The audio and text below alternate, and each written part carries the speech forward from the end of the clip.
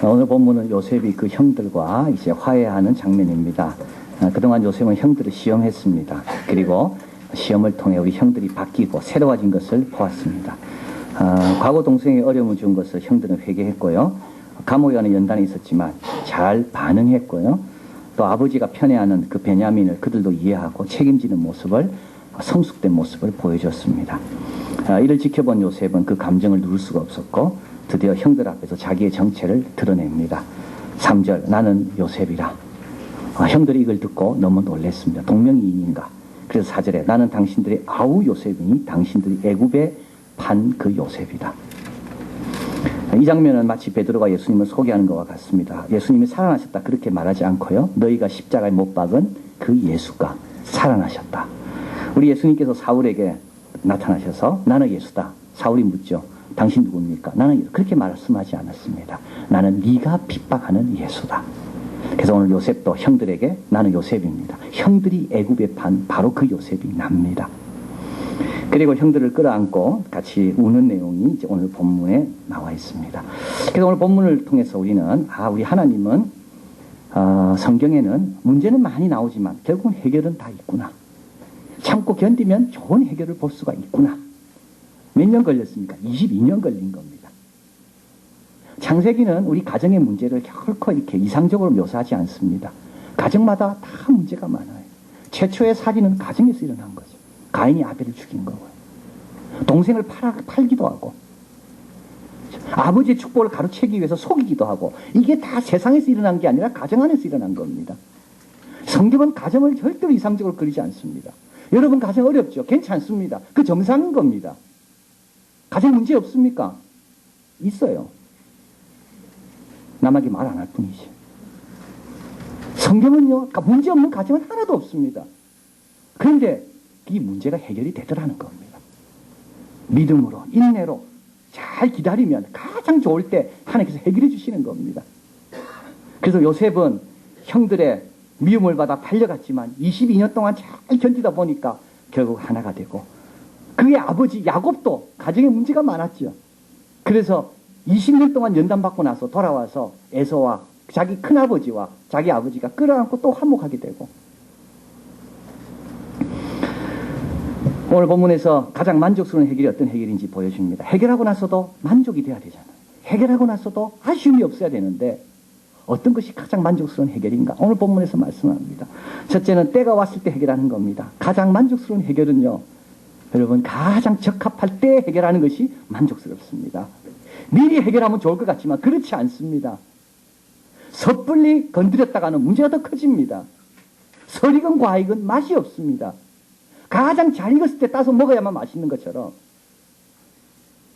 하나님께서 해결할 그때를 주실 때 해결해야지만 되지 내가 성급하게 문제를 해결하려고 하면 그건 만족을 줄 수가 없다는 겁니다. 요셉 마찬가지죠. 요셉이 만약에 애굽의 총리가 되고 나서 바로 형들을 불렀다면 형들 아마 교만했을 거예요. 감사를 몰랐을 거예요. 내 동생이 총리라는 걸 이용해가지고 형들은 권력을 누리려고 그랬을 거예요. 요셉은 자기를 끝까지 숨깁니다. 형들이 때가 됐을 때까지 이런 축복을 받을 그릇이 될 때까지 이거를 잘한 사람이 누구죠? 모세지요.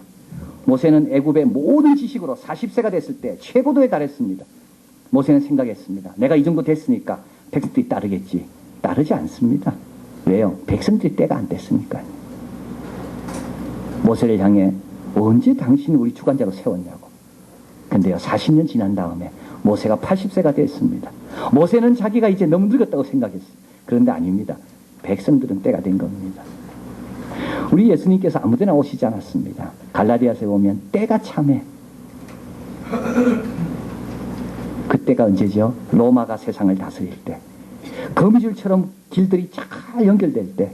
헬라 언어가 세계 공통 언어가 돼서 복음 전하기 쉬울 때. 그리고 영적으로 가장 갈급함이 최고도에 달했을 때. 이때 우리 하나님은 당신의 아들을 여인에게 낳게 하신 겁니다. 돌아온 탕자 비유도 마찬가지예요. 아버지가 찾아가지 않아요. 아들이 완전히 회개할 때까지 완전히 아이가 변화돼서 이제는 순종할 때까지 아버지는 기다리는 거예요. 여러분 너무 빨리 해결하려고 하지 마십시오. 그 그걸 내가 참고 견뎌야 되는 거예요. 하나님 주신 때가 돼서 해결해야지 만족스러운 해결이지, 섣불리 해결했다가는 해결된 것 같지만 실제로는 또 다른 문제를 낳게 되는 겁니다. 그럼 때를 어떻게 알 수 있습니까? 성경에는요, 우리에게 때는 모른다고 말씀합니다. 그때가 언젠지는 가르쳐주지 않아요. 때와 기간은 아버지 주관하시는 거다. 우리 예수님께서 오실 때가 언제인지 도둑이 오는 것처럼 갑자기 온다고. 그러나 우리에게는 한 가지 가르쳐주는 게 있습니다. 그건 뭐냐면 그때 놓치지 않는 비결은 가르쳐줍니다. 성령 충만함 받고 열심히 증거하고 있으면, 경건과 거룩으로 자기를 지키고 있으면 호련히 도적처럼 임하는 그때 내가 제대로 반응할 수 있다는 겁니다. 그래서 시편 1편에 오직 여호와 율법을 즐거워하며 율법을 주야로 묵상하는 자는 시냇가에 심은 나무가 그 가지가 마르지 않을 뿐만 아니라 시절을 쫓아 과실을 맺는다. 시절이 왔을 때 딱 과실을 맺는 겁니다. 여호와의 말씀을 주야로 묵상하고 있는 사람은. 자, 그래서 우리도 하나님이 때를 주실 겁니다. 여러분 가정에 지금 문제가 많고 어려움이 있죠. 하나님 분명히 해결의 때는 지금 오고 있습니다. 하나님 일하고 계십니다. 근데 문제는 이제 내가 그때를 놓치지 않도록 경건과 거룩으로 자신을 지켜야 되는 겁니다. 그러면 그때 가장 만족스러운 해결을 할 수가 있다. 두 번째로 가장 만족스러운 해결은 하나님의 큰 뜻에 순복함으로 해결할 때 가장 만족스럽습니다. 오늘 요셉은 섭리의 신학이라는 것을 이야기하게 됩니다. 오늘 본문 한번 같이 한번 가보겠습니다. 5절 같이 읽습니다. 당신들이 나를 이곳에 팔았으므로 근심하지 마소서, 한탄하지 마소서. 하나님의 생명을 구원하시려고 나를 당신들 앞서 보내셨나이다. 7절 있습니다. 하나님이 큰 구원으로 당신들의 생명을 보존하고 당신들의 후손을 세상에 두시려고 나를 당신들 앞서 보내셨나니. 8절입니다. 그런즉 나를 이리로 보낸 자는 당신들이 아니요 하나님이시니라. 이걸 우리는 섭리신앙이라고 말합니다. 이게 무슨 뜻이냐면 인간이 자유결정으로 다 하는 것 같지만 결국은 뭡니까? 하나님의 뜻에 따라 되더라는 겁니다. 인간의 자유의사를 하나님은 존중하지만, 그래서 인간은 자기 마음대로 하는 것 같지만 결론은 뭐라고요? 항상 하나님 뜻대로 되는 겁니다. 형들은 자기 마음대로 결정했죠. 동생이 미워서 팔았습니다. 근데 결론을 가보니까 뭡니까? 하나님 원하시는 대로 된 겁니다.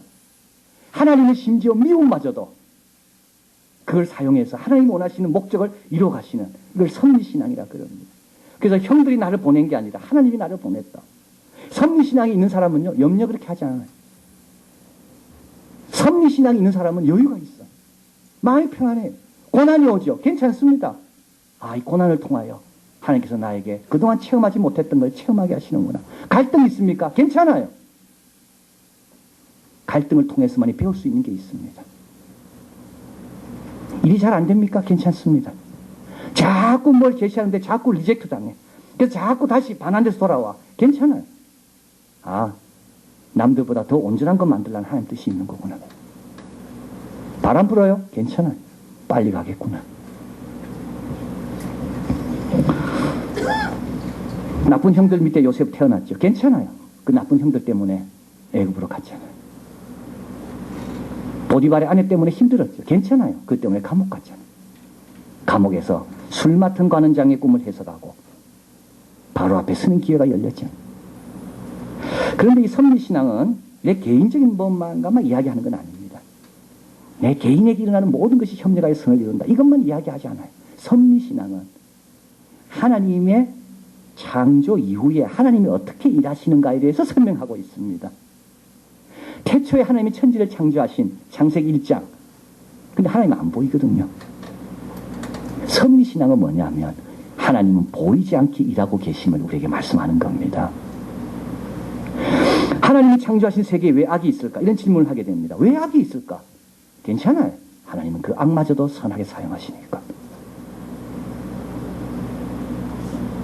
하나님은 여전히 세상을 주관하십니까? 보이지 않는데요. 기적도 안 나타나는데요. 그런데 섭리신앙은 하나님은 여전히 일하고 계신다. 그래서 요셉은 큰 하나님의 계획을 발견했습니다. 큰 구원을 이루시려고, 그리고 당신들의 후손을 구원하시려고 나를 먼저 보내셨다. 하나님의 계획 가운데 자기가 있음을 발견한 겁니다. 자, 자, 그래서 가장 좋은 해결은, 가장 만족스러운 해결은 뭐냐 하면 하나님의 큰 계획 속에 자기의 사사로움을 극복하는 게 가장 좋은 해결입니다. 요셉 고생 많이 했거든요. 요셉이 두 아들을 낳잖아요. 므낫세와 에브라임. 므낫세를 놓고 이름을 짓게 짓습니다. 이제 하나님께서 나에게 모든 고난을 잊게 하시는구나. 형 만났습니다. 형들에게 당신 고난에 대해서 이야기합니까? 말 안 해요. 왜요? 하나님의 큰 계획을 봤기 때문에.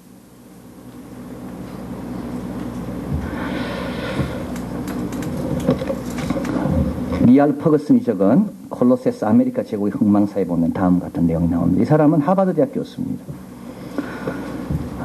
이 사람은 미국 제국이 역할이 분명히 있다. 근데 미국이 지금 그 역할을 제대로 못한다. 그 역할을 해야 된다. 이제 그걸 이 책에서 적고 있습니다. 그런 말합니다. 자연은 진공을 싫어한다. 아리스토텔레스의 말을 인용합니다. 권리 역시 공석을 싫어한다. 여러분 꼭 기억하십시오. 권력 역시 공석은 싫어한다. 내 역할 하지 않으면 악한 것이 역할하는 겁니다. 내가 그 자리 지키지 않으면 악한 것이 들어와 그 자리에서 주인 행세합니다. 내가 성령 충만 받지 않으면 세상적인 가치관이 몰려와서 나를 지배합니다. 여러분 권력은 공석을 싫어한다. 자연은 진공을 싫어한다. 힘의 균형은 오로지 계속되는 투쟁을 통해서만 유지될 수가 있다. 힘은 타고난 전유물이 아니다. 힘은 나누어질수록 줄어든다. 나누면 안 됩니다. 두 마음 가진 사람은 힘을 쓸 수가 없어요. 내 힘과 에너지를 하나님께만 드려야지만이 내가 힘을 갖고 세상을 이기는 겁니다. 나눌수록 줄어든다. 미국은 역사상 가장 순식간에 사라지는 제국이 될 것이다. 다른 제국의 건설자들은 예속민을 1000년을 다스릴 희망에 부풀렸지만 하지만 미국은 이제 천일 제국이 될 전망이 많다. 선거 시스템이 미국의 행정활동에 명백히 제약할 뿐만 아니라 해외 개입이 2년, 길어야 4년 내에 성과를 보여야 하는 구조 때문이다. 하버드, 스탠퍼드, 예일 졸업생들은 이라크와 같은 그 뜨거운 땅에 민주주의와 자유주의 국가로 만든 데 일생을 걸려고 하지 않는다. 100년 전 제국주의 사업을 위해 대학을 떠났던 영국의 젊은 엘리트들과 너무 다르다. 지금 현재 미국 청년이 가장 선호하는 영문 약자가 있는데 그건 CEO이다. 그러나 100년 전 영국 엘리트들이 가장 선호했던 약자는 CBE이다. Commander of the Order of British Empire. 1900년에서 1914년 약 256만 명의 영국인들이 세계 각지 식민지로 흩어졌는데 인도 총독부는 마치 영국의 최고 엘리트의 졸업자들을 끌어당기는 자석과 같았다. 케인즈 있죠. 유명한 천재입니다. 이튼에서 모든 상을 다 휩들었어요. 캠브리지 들어갈 때 장학생으로 들어갔어요. 그런데 그는 이어 시험 쳤을 때 2등합니다. 처음으로 그가 2등을 경험했어요. 다 1등 했는데 어디에 영국 총독부 공무원으로 갈 때 시험 쳤는데 2등한 겁니다. 제국의 중심부 주민에게 좋은 것은 주변부에도 좋으리라는 순수한 믿음이 이들에게 있었다. 그래서 미국의 문제는 뭐라고? 인력난. 어떤 인력? 좋은 비전과 꿈에 큰 비전에 헌신할 수 있는 인력이 없다는 것. 근데 이 책에서는 그래서 미국의 선교사님들 이야기를 많이 합니다.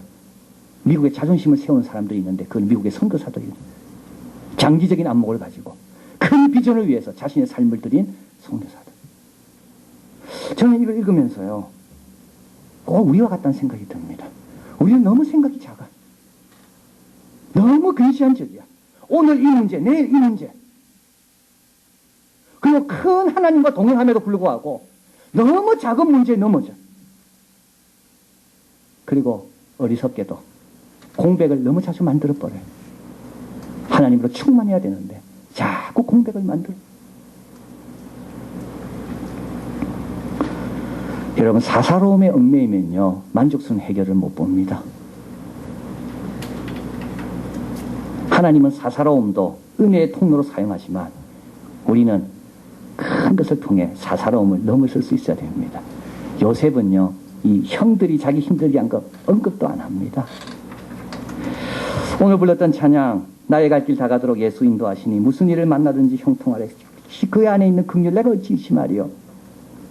이 찬송은요 페니 제이 크로스비라는 여성이 적은 찬송 시입니다. 난지 6주 만에 잘못된 의사의 처방으로 눈을 멀게 됩니다. 이 여인은 한 번도 그 의사를 원망하지 않아요. 위대하신 구세주여 그분이 적었습니다. 예수 나를 위하여 예수로 나의 구주 삼고 나의 갈 길 다 가도록 55세 때 적어 9일의 생명 끝인데 72세 때 적었어요. 95세 때 주님 품에 갑니다. 그러나 그 여인은 죽을 때까지 맹인이고 별 가진 거 없었지만 큰 마음으로 살았습니다. 페니 제이 크로스비의 삶을 요약하는 시가 적은 게 있는데요.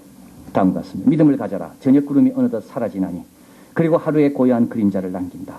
곧 네가 고대하는 그 눈은 하나님의 영광을 볼 것이다.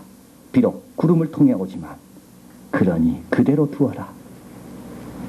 영광은 구름을 통해 옵니다. 그래서 구름 그대로 두라는 거예요. 영광을 누리고 영광 안에 있는 자가 왜 구름 때문에 힘들어하는가? 구름 그대로 두어라. 여러분, 하나님으로 충만해야 됩니다. 공석을 남겨두면 안 돼요. 장기적인 안목을 가져야 돼요. 그리고 큰 하나님을 섬기는 자답게 큰 마음과 큰 생각으로 사사한 거 좀 극복하면서 그럴 때만이 만족스러운 해결을 볼 수가 있는 겁니다. 마지막으로 가장 만족스러운 해결은 이웃을 내 몸처럼 사랑하는 가운데 이어집니다. 오늘 보면 마지막에 보면 요셉이 베냐민을 끌어안고 우는 내용이 나옵니다. 여러분, 베냐민은 누굽니까? 베냐민은 요셉의 엄마가 낳은 아들입니다. 그러니까 다른 형제들은 다 엄마가 달라요. 다른 형제들은 아버지는 같지만 야곱이지만 엄마는 다 달라요. 그런데 이 베냐민만은 자기 엄마가 놓은 자기 동생인 겁니다. 베냐민 놓으면서 엄마는 죽었어요. 라헬은. 그리고 베냐민이 1살 때 요셉은 형들에 의해서 애굽으로 팔려갑니다. 근데 베냐민을 만났을 때 어떻게 되겠습니까? 그 1살 때 봤던 아이가 이렇게 커가지고 22년이 지나니까 21살 아닙니까? 그리고 베냐민은 보는 순간 자기 엄마가 생각났을 거예요. 그래서 동생을 끌어안고 우는 겁니다. 그런데 요셉은요, 자기 동생만 끌어안지 않아요. 그 형들도 다 끌어안습니다.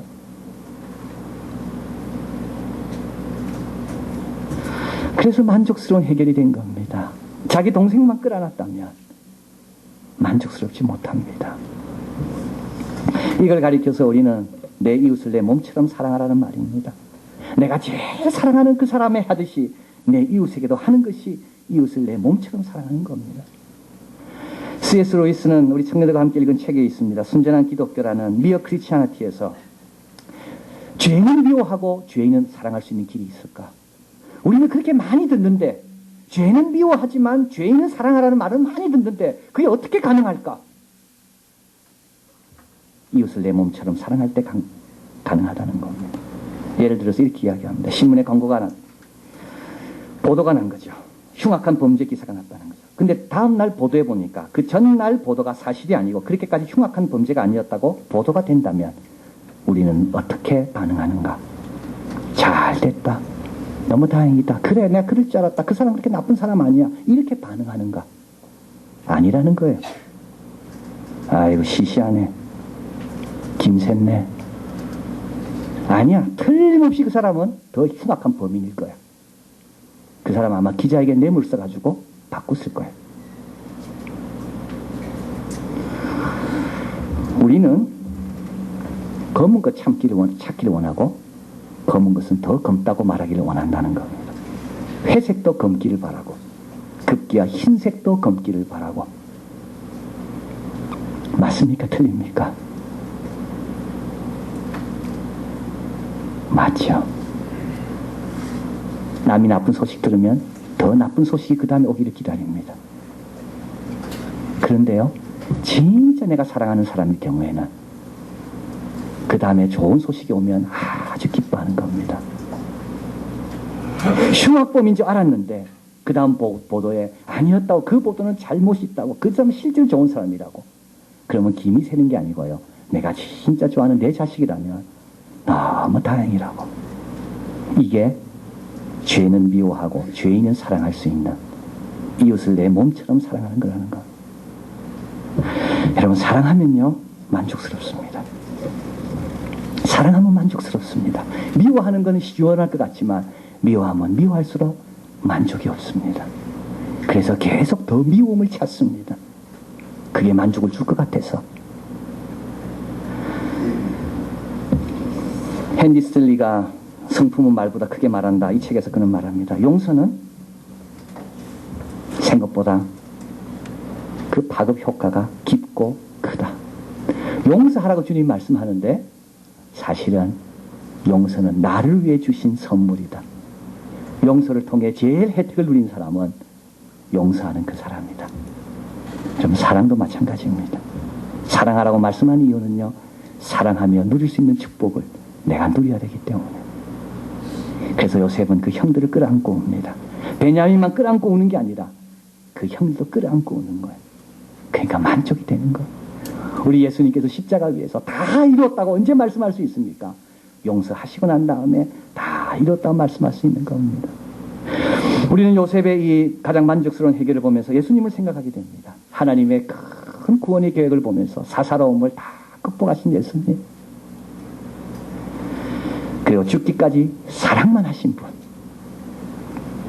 그리고 때가 왔을 때는 물러서지 않고 십자가를 향해 당당히 가신 우리 예수님. 그래서 오늘 우리는 그 만족스러운 해결의 열매를 오늘 우리가 누리고 있는 겁니다. 자, 그래서 이제 우리도 앞으로 여러분 문제가 있을 때 하나님이 주신 때가 언젠가를 늘 기다리시고, 그리고 사사로움은 좀 극복하시고, 그리고 사랑의 사람이 되도록 노력하면 우리도 요셉처럼 만족스러운 해결, 그리고 하나님께 영광 돌리는 귀한 삶이 될 줄 믿습니다. 기도하겠습니다.